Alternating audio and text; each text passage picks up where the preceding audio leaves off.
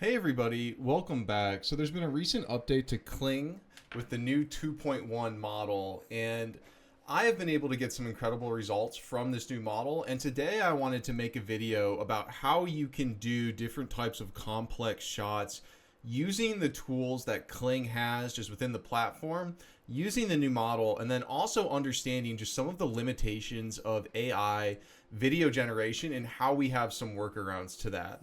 So today, what we're going to be doing is we're going to be working with one particular scene. And this is a scene of a movie trailer I am working on right now for my anime series, which you can find in my channel. Basically, what we want to have happen in this shot is that we want this mysterious man in black here. We want him to take off his mask, and then we want the people in the window, almost like reflections, his evil minions, to appear. Now, when we think about some of the limitations as to how we would accomplish this, just given the image that I have here, well, firstly, if I try and put this directly into Kling and have him take off his mask and then have the people appear, that's going to be a lot of things happening at once, and it's going to be really hard to generate that. Also, if we were to have created the image that has him already having the mask on, so he's already wearing the mask, and then we want him to take it off, really what that's going to, some challenges that's going to give us is that when he goes to take off the mask, Kling's not going to know what the mask looks like, and so the mask is going to look like, who even knows? It's going to be distorted and messy. And so how do we maintain creative control over all the different aspects of the shot using all of the things that we have here? We have everything that we need in this image. We simply need to direct what we want to happen. Now, the first thing that we wanted, the concept that I want to explain here is that when we're working with AI image generation, a lot of the times when we're dealing with movements, a cool thing that you can do is generate the movement in reverse and then reverse the video in whatever video editing platform you're using, such as like Adobe Premiere.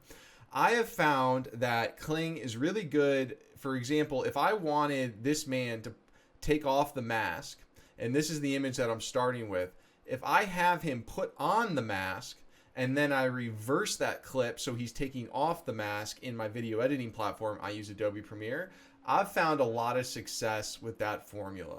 So how did I approach this shot? Well, firstly, these people can't be in the shot yet already. They haven't appeared yet. So the first thing that I need to do is get rid of them.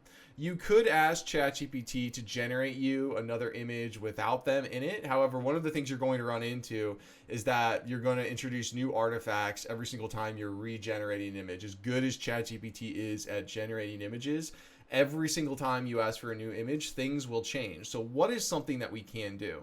Well, one of the things that we can do is we can take this image into something like a Photoshop or a video editing tool. I use Photoshop. And so when we think about what we're doing here is we're creating keyframes. The images that we've generated here is sort of, what the image will look like at the end. And now we need to work backwards from this.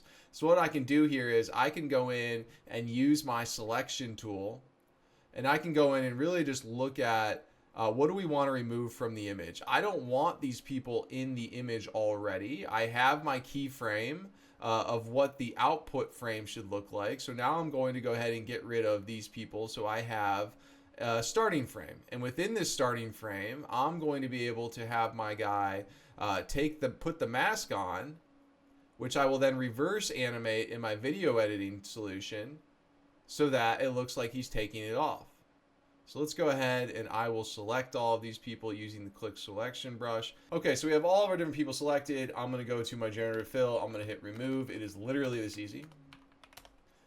And it'll go on and it'll think for a little bit and it should remove all of these folks from my image. Boom. And we can select Thor. That's kind of left a little bit of a distortion. I think that one looks good. That one kind of left them in. You can generate a couple more times until you find one that works really well.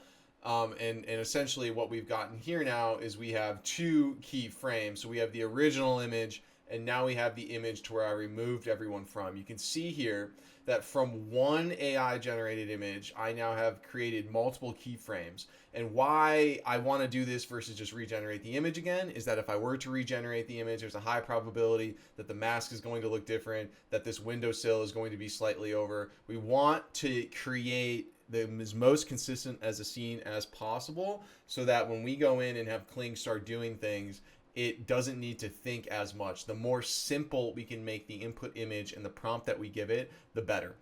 So we've got our two keyframes here.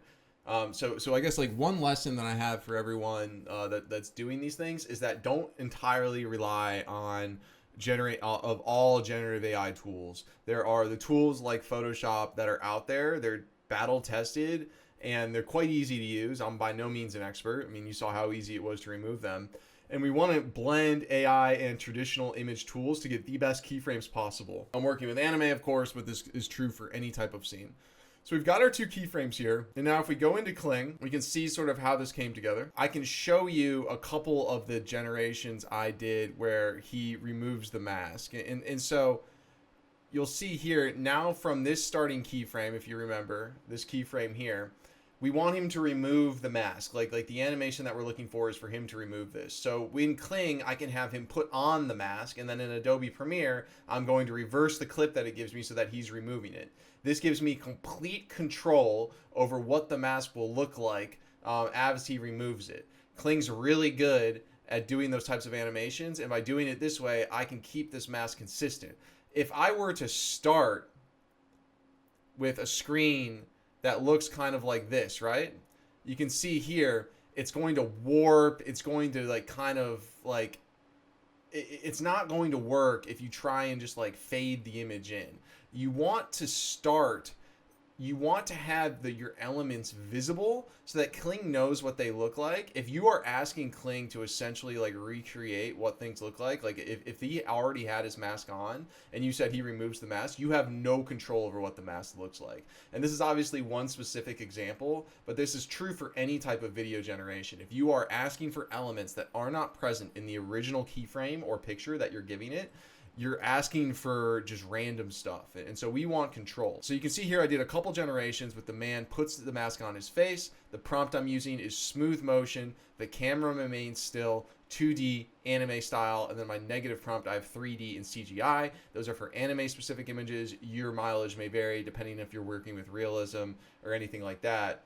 So I did a couple and I found one that worked good. I think I ended up going with this one. So you'll see here, yes, he's putting on the mask, but now what I can have is him reverse taking this off. So we'll be able to show what that looks like at the end. So now that we've had and be able to reverse the image, the next thing that we want to do is now we want the people to appear in the window. And so you can see here now what we have is we essentially have, we're now going to use this keyframe that we have as like the end of the last shot we just created. He's taken off his mask and now it's in his hand. The red eyes glow. It looks really cool. And now we want the people to appear behind him or in the reflection in the window. So now what I have are two keyframes, and I can use Kling, I believe 1.6 with an input and an end frame to have this being my beginning frame and then this being my ending frame. So I can say, okay, we want to start with this frame and then we want the people to come in. So if we see here in Kling, I'll go ahead and pull up where I did this. And so when we look at really what we ended up with, you'll see here that we used frames. And so we started with that original frame that we had with the man holding the mask, having now taken it off. And we ended with the frame of the people appearing in the window. And so what this really allowed me to do was go in and now have consistent control over every single part of the shot. And here's what this ended up looking like from end to end.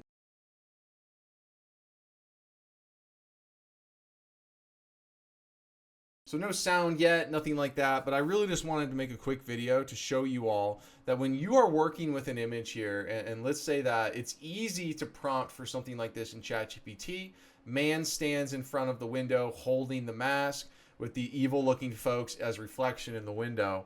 And you can take this shot and create multiple different shots and then chain them all together in your video generation platform of choice, whether that's locally with something like Juan or using a paid service like Kling or Runway, anything that offers keyframes that allows you to have that type of control.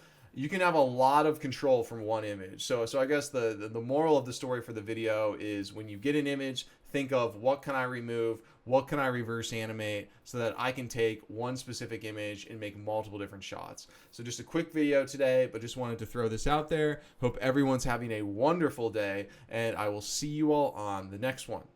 Peace.